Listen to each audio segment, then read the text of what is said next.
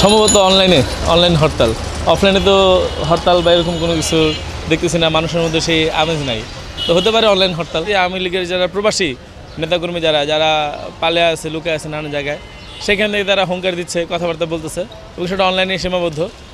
এবং সেখানে আপনি দেখবেন যে ওনার যে হুঙ্কারগুলো দিচ্ছে অনলাইনে, সেখানেও কমেন্ট বক্সে গিয়ে মানুষের টিটকারি, মানুষের হাসি ঠাট্টা। তো তারা আসলে বিষয়টাকে হাস্যকর জায়গায় নিয়ে যাচ্ছে।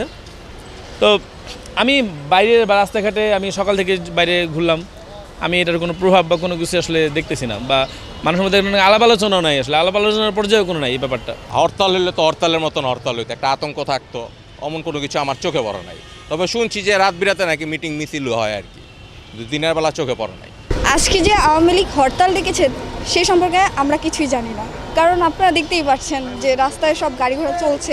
হরতাল যেরকম হয় সেরকম কিছুই আমরা দেখতেছি না। আমাদের এক্সাম ছিল, আমরা এক্সাম দিয়ে এখন বাসার দিকে যাচ্ছি। সঠিক প্যাড আর সঠিক তথ্য দিয়ে কেশু সামলে নিব এক হয়ে মোনালিসা স্যানিটারি ন্যাপকিন। এই হরতালের ম্যাক্সিমাম লোকই হয়তো জানে না, আর যারা হরতাল ডেকেছে তাদেরকে গত কয়েকদিন কয়েক মাস যাবতই তাদের কাউরে এই শহরে নাই, দেখা যায় না, এবং সমস্ত পরিবহনগুলি চলছে এবং স্বাভাবিক গতিতে চলছে।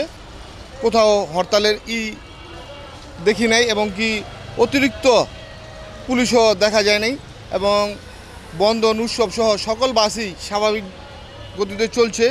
এই দেখেন আজকে শহরে প্রচণ্ড জ্যাম, হরতালের কোনো প্রভাবই নাই, উল্টো আজকে শহরে অতিরিক্ত যানজট দেখা যাচ্ছে।